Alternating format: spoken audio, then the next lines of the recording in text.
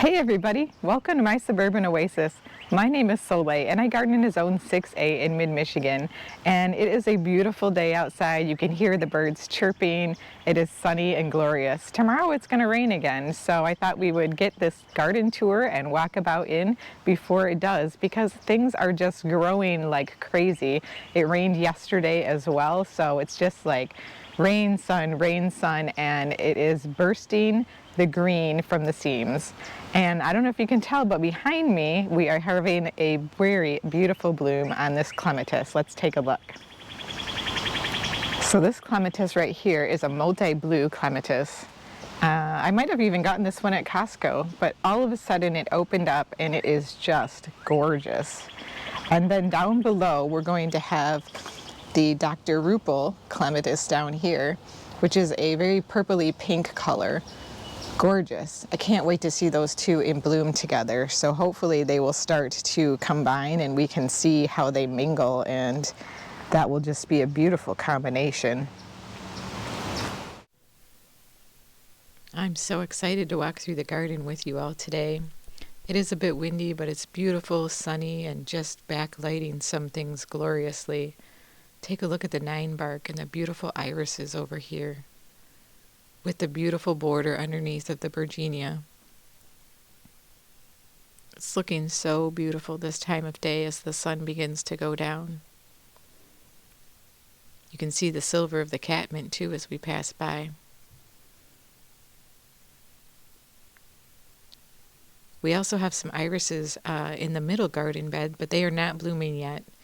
We basically planted these just a couple years ago.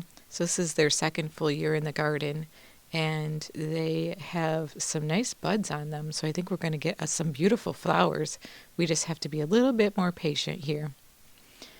However, this columbine is just getting ready to bloom. There's buds all over it. I'm not sure if it's going to be purple or maybe a deep red, but it sure is going to be beautiful when it blooms.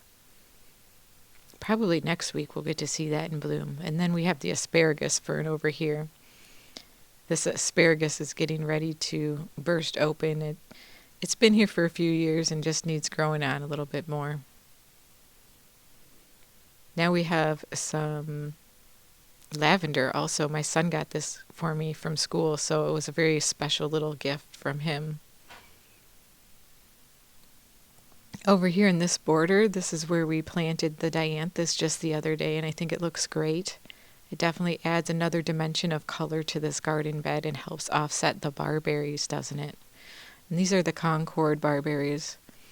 And then really filling in, the foxgloves are just bushing out. And this Weigela, which is the rainbow sensation, while it's still not blooming, you can definitely see all of the little pink buds getting much bigger this week on it. The iris over here is still in bud, not open yet. And the deutzia, which I thought would be blooming this week, just has all these little teeny tiny balls on it that are just ready to pop open. And I'm thinking tomorrow or the next day we'll probably start to see some blooms on that one. I am loving the way that the Half Moon Garden is looking right now. It's just so vibrant with the Tian Shen 7 sunflower trees looking great. I do need to come through probably and do a little bit more pruning because they have added some more foliage on the stems here, or the trunks, if you will, and I want to keep that structure nice and open so you can see through to the seating area there. So I want them to really be more like an open tree form than like a shrub. And then back here we'll have the nice shrub hedge using the privet. And I think it looks just beautiful with that golden color on the leaves. The privet's just glowing in the sun right now, isn't it? I will have to trim that a few times this summer. It grows quite rapidly. But right now I'm just enjoying the new growth. Now over here near the shed, we have our Boom Chocolata geranium, looking really beautiful, but also the ajuga is still blooming, which is lovely. That's such a great ground cover, and Above it, the Amber Jubilee 9 bark over here is also looking great still. It's going to be blooming too very soon, so you can see on the tips of each of these stems is a bud, and they will be just these beautiful little white flowers that the pollinators love. And these are a native shrub to our area, so it's a great pollinator friendly plant. And we planted this rainbow sensation, which was a clearance plant last year, and it's doing good. But it's very small.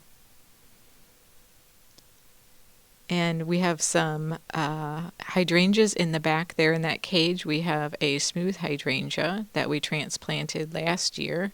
So hopefully that one will fill out quite a bit this year and really fill in that cage, I hope. And then I'm going to have to clean up the daffodil foliage at some point. I've never seen daffodil foliage this tall in my garden, and I think it's just because of all of the rain that we've had. But I tend to leave it for a while and cut it back about halfway. That way it looks a little tidier and other things can bloom, but you're also getting some of it out of the way.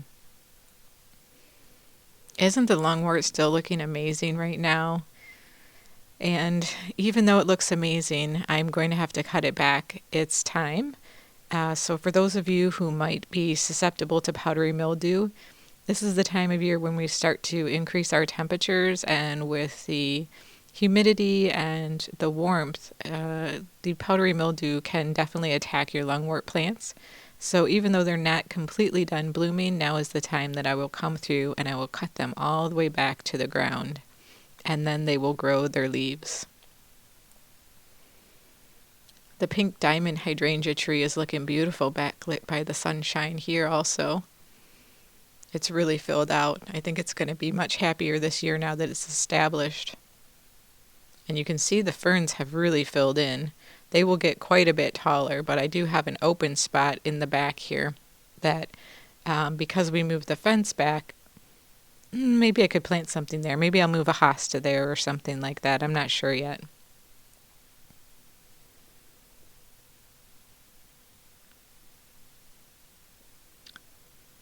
Well, I think that this part of the garden, this little part of the path, I really have enjoyed the colors here with the pulmonaria and the hopscotch heucherellas and the pieris. I mean, they just all have combined really lovely to provide so much color. I may even divide these yet this year, and just to fill in the space back behind them and provide a really nice thick patch of heucherella. I do love that color. And just look at this Croso Regal hosta right here, the deep blue of that. Oh my goodness, that's that glaucous blue that is so hard to find on plants. It just looks perfect this time of year when it's the new foliage. And you can see everything is just exploding. I mean, it's almost like a jungle out here right now in terms of how much growth we're getting.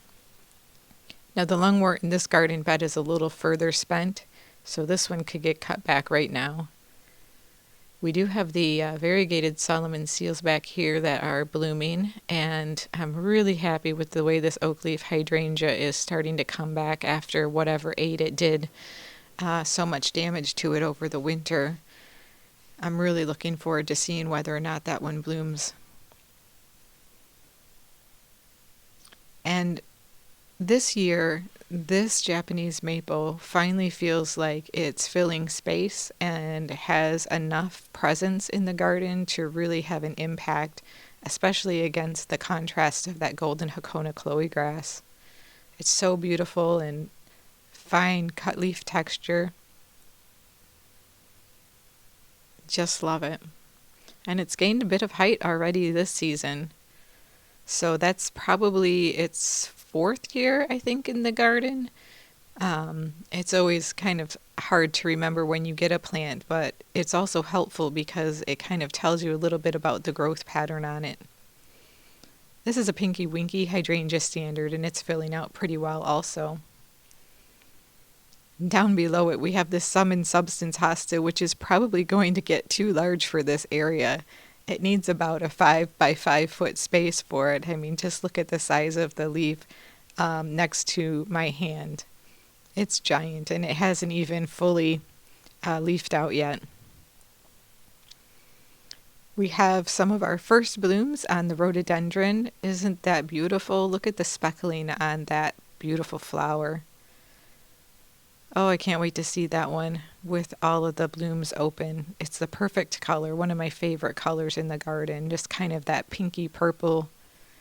And then we have the blue moon, woodland phlox here, which kind of creeps as a ground cover and then comes up to about 18 inches tall with its beautiful blue-purple blooms. And then we have this small rhododendron right over here. Oh, with this just beautiful, pure white blooms. And the lungwort that is over here, I did cut back already, and quite a few of them are growing back really well. The one in front is not growing back quite as quick as the others. I think that one had more powdery mildew last year than some of the others, so it may just be taking a little bit longer to grow back. You can see the maidenhair fern over there with its kind of star-shaped foliage in front of the oak leaf hydrangea is doing good. And our big blue hostas. And the dogwood tree, this is its second full year in the ground. And I really loved kind of the drapey, light, airy presence that has. This is kind of a slow grower, but it's put on quite a bit of growth this year, so really fun to watch that one fill out.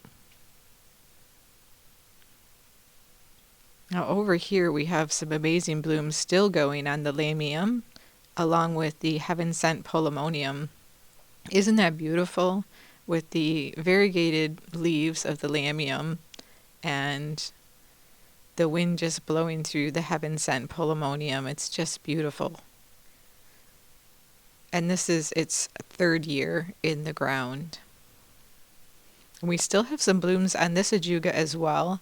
I believe this one is the cordial canary with its yellow foliage, which will get bigger, but it still is more of a small-leaved variety of ajuga. It's not super aggressive. It does quite well, though, in providing some ground cover. We have our little haughty hydrangea, and back behind that some astilbes as well. Those should be blooming soon. It rained yesterday and it's supposed to rain tomorrow, so we have definitely gotten plenty of rain in this area. We don't really need any more. Isn't this beautiful, the Queen of Hearts Brunnera? The blooms are so ethereal. Down at the base of this bunch, we have the Christmas fern, which has unfurled some of its nice new green foliage. And we also have some really nice new foliage coming out on the weeping spruce. It's just that bright chartreuse fresh growth that you get in the springtime that you don't see other times of the year. I'm looking forward to being able to taking the stake off of that. Hopefully, sometime within the next month or two, I'll be able to take that off and it will be able to stand on its own. I did stake that up last year. You can see lots of the hostas are really filling in along with that mahogany monster, heuchera, which is that red color. And then we have the autumn frost, which is the yellow and blue hosta, and the August moon hosta, which is that bright green one. In this garden bed, we have the catchfly starting to bloom. It has pretty little pink flowers, and you can kind of see the blue moon flax mixed in amongst that as well. And the back to the fuchsia salvia looks like it's getting ready to bloom over here. That's some beautiful pink blooms.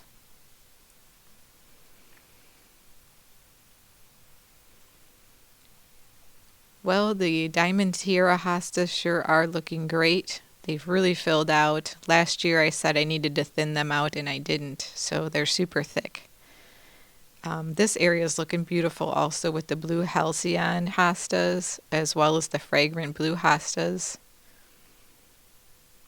And let's just take a peek in the way back. It's getting a bit wilder back here. Everything's really gone crazy since we've had so much rain. It's been rain and then sun and then rain and then sun. So the greenery is completely different than it was just a few weeks ago. We have some mums, as well as the lungwort flowers. Some of the daffodils are starting to go over now, but we have some iris back here. I'm trying to remember the name of that one. I got it at Costco. I think it's called tiramisu. It's beautiful.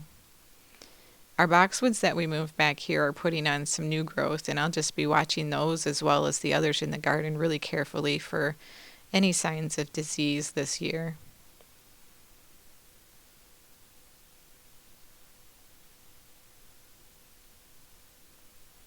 We have some really pretty blooms still on the opal lungworts.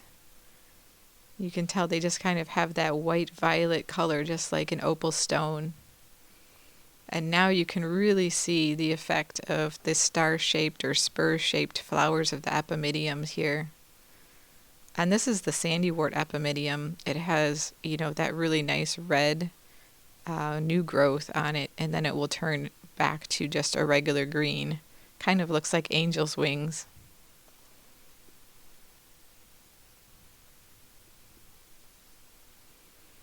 Most of the vinca is done flowering back here now. We have just a few more daffodils flowering, and you can see we have the vinca major that's here that I want to then kind of protect to make sure that it doesn't come under the fence and into the main garden. I really want to keep that back in this way back garden, so I'll have to figure out a way to do that. Well, we have some autumn ferns that are starting to come up now, and you can see that the brunneras are getting bigger and bigger each week, and we have an ostrich fern, which these can be invasive in our area. They really spread by runners. And the lamium down here is really starting to spread also. And it's just beautiful with the silver of the lamium and the brunnera and the lungwort, and all of those add to kind of the glimmer and the light within the shade of this back garden that otherwise would be very dark. We have some sweet woodruff up there with the tiny white flowers on it. And this is thalictrum. Thalictrum is a meadow rue, so it should get quite tall and have blooms. I haven't actually seen that one bloom because we just planted it last fall. Some more sweet woodruff right along here. Nice little pop of color. So yeah, everything's growing really strong back here.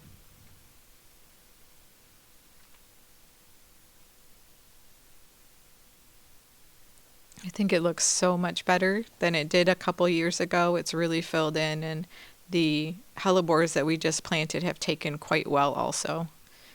Well, let's go check out the long border.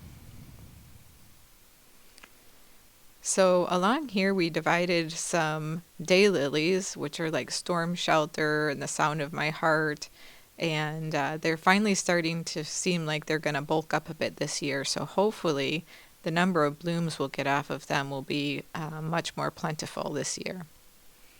The chives are really bulking up and getting ready to bloom along the edge of this border.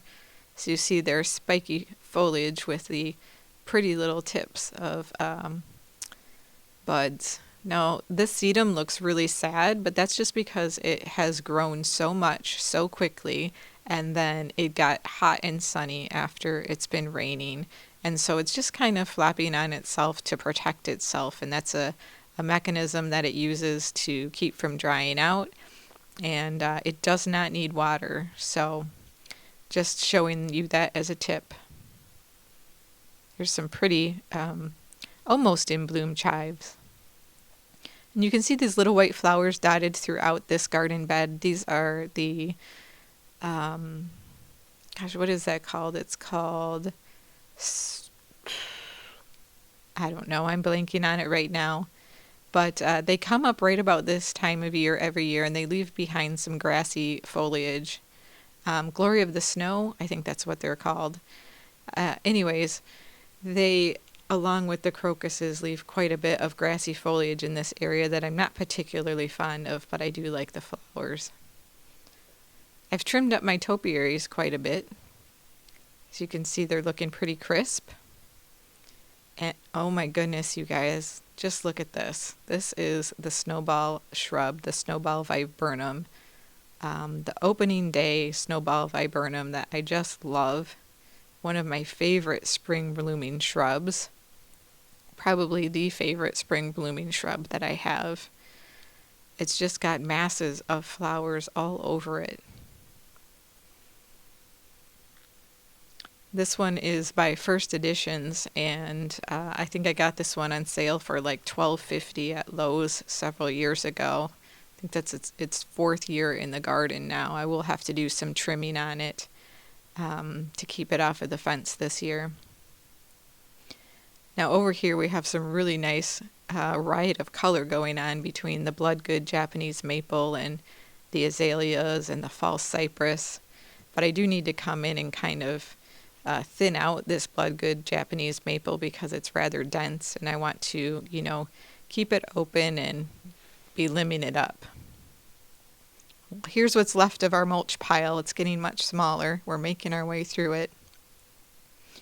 In this garden bed over here, we have some beautiful heucheras that are called plum pudding. It's one of my favorite heucheras because it's incredibly easy to divide. It lasts and grows very well in clay soil, and it has a beautiful color. We still have some ajuga blooms, and now we're starting to get some salvia blooms as well.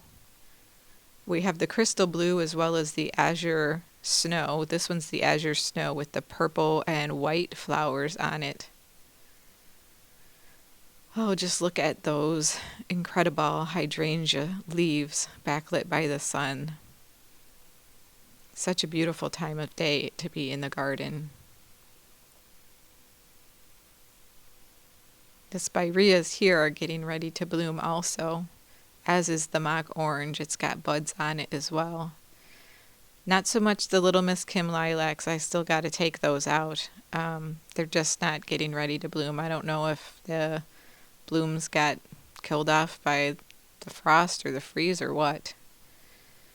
Now this Weigela has been in my garden for about 10 years, and if you look closely you can see it is covered in bloom buds. I think this one is like spilled wine. No, not spilled wine. I think it's like wine and roses or something like that.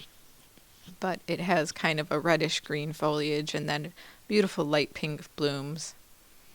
We'll get to see those next week. Lots of technicolor in the garden after such a gray and dreary winter. Well, this is the Let's Dance Can Do hydrangea. It's a large leaf hydrangea and it's got lots of new growth coming up.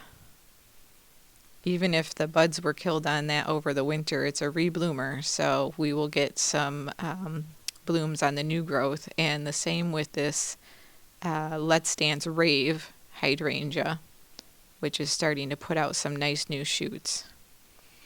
And you can tell I did trim up this topiary as well. The edges of it are looking nice and crisp, and you do need to do that with arborvitae topiaries. They will continue to grow over time.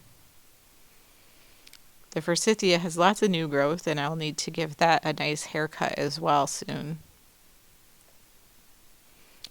And the hostas over here, these are also autumn frost hostas, kind of lighting up the corner still.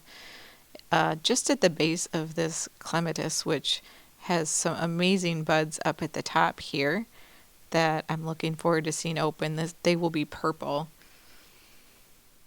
All right, well, here we are in the front garden with our strawberry Sunday hydrangea and some bedazzled hostas beneath it. That's what they're called, bedazzled. It's always fun, those plant names. Even without the boxwoods, now that we can see the liatris starting to come up, it gives a nice curve to that pathway. This area is looking really pretty right now, very springy, and the hostas are starting to come up. And you can see some of that blue moon phlox down at the base here as well. And this snowball tree is also blooming really well. Just look at those little pom-poms. They make you just want to walk up to them and give them a little bounce, don't they? They're so cute and pretty.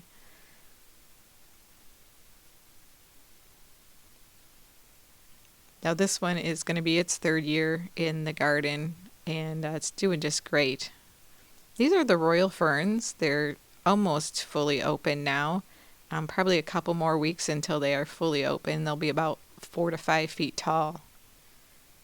Isn't this azalea in full bloom looking gorgeous? Such a bright, crisp color.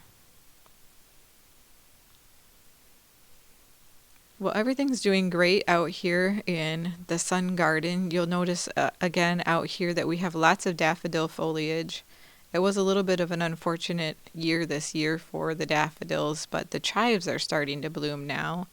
And then we have this beautiful blue plant that I can never seem to remember the name of. And I will try to look it up and remember. I'm pretty sure one of you who is watching this right now will put in the comments exactly what it is and help me out. But yeah, lots of daffodil foliage. It was a little disappointing this year that we lost quite a few daffodils because they got frozen. But since we moved the crabapple, I've now moved the spirea right into the center of this circle of rocks. And I think it looks really nice and turned out good. We've got some nice color there with the spirea contrasting with those barberries. And then in the back are some of the peonies behind it. Then right up in front of it, we have some gaura along with some dianthus that will be blooming very soon. So I'm happy with the way that that turned out. It should grow probably about to 4 by 4 feet, that spirea, and really fill that area in. We've got some stalks that are getting ready to bloom on this festuca, which is the true blue festuca. Such a gorgeous color. I would love to divide a couple of these and just make that nice curve out of them. Now you also see the viburnum. This viburnum has a little bit of injury on the leaves, and I'm hoping that it doesn't have the viburnum beetle because that can really defoliate a plant. I'm not seeing any of the little caterpillar-like worms that turn into the beetles, but something's been eating it. We do have lots of buds though, so I think we're going to get a beautiful, beautiful bloom on both of these blue muffin viburnums. And hopefully we'll get to see some blue berries on them as well. And I think they're going to bloom at the same time as this black lace elderberry because you can see we have some gorgeous buds. These will be some flat flowers that will be a light pink color that contrasts really well with the deep dark foliage on this plant. In the sun garden, our boxwoods are doing great. I definitely have kept my eyes on these because some of them, well, one of them doesn't look as healthy as the others, but it has struggled for several years now. I do need to come through and trim them while it's still nice and cool out. So before the end of May, we'll come in and do a good cut back on those boxwood. We have some iris out here, and these are getting ready to bloom. And they will be a beautiful light pink color with purple on the waterfall that comes out of it. One of the stars of this area right now is the allium carativiense, which we have the red giant, and then you can see we've got all different shades from red to white here. And they're also lined up right over here along the path, just looking really beautiful above that blue foliage. And then in addition, we have the purple sensation alliums that are also opening. So this is really the time of year for the allium show. And these are just gorgeous bobbing in the wind today.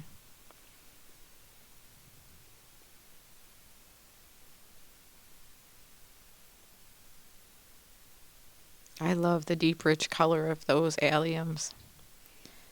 Also over here, we have a new bloom to take a look at that I am loving. This is the wabi-sabi viburnum, and we've never seen it bloom in the garden. This is the first year, and they are rather look like kind of a snowflake, I guess. They're a lace cap bloom, and they are just a beautiful bright white.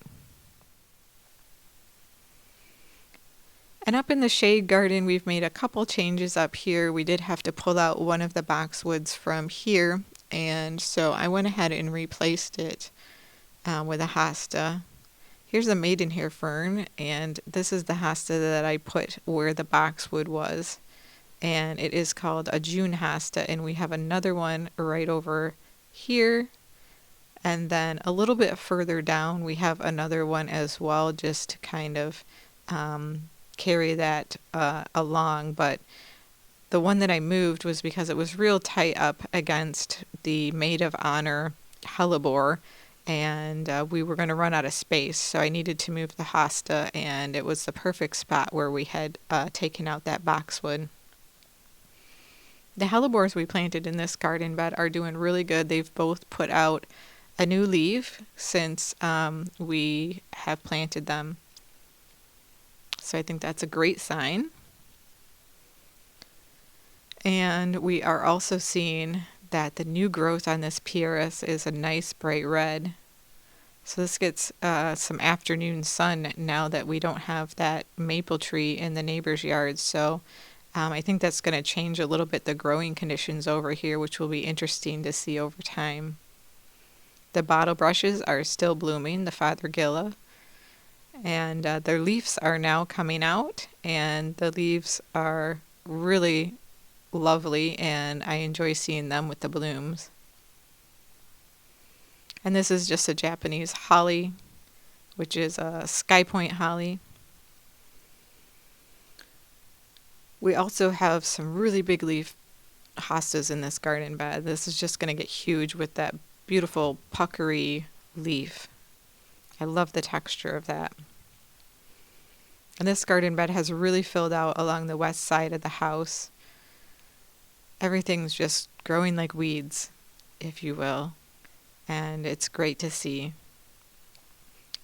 We have the variegated sage that's doing great, as well as some phlox that I planted over here. These are garden phlox that I moved when we had to plant the weeping crab apple, and that's doing pretty good actually. It's still hanging in there, looking about the same as it did last week. So I think the rain has really helped it to take the transplant okay. Well, the bird bath area is looking gorgeous, and the black elderberry behind it I did end up having to do a little bit of trimming on. So I don't know if we're going to get blooms on it, but it is growing more upright now, which is fantastic for next year. Well, thank you so much for joining me on the tour today. I hope you enjoyed this weekly walkabout and garden tour, and we will see you next time. Bye!